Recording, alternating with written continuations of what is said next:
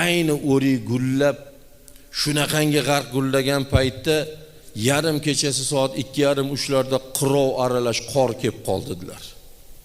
Shunaqangi laylay qor yog'ib qoldi.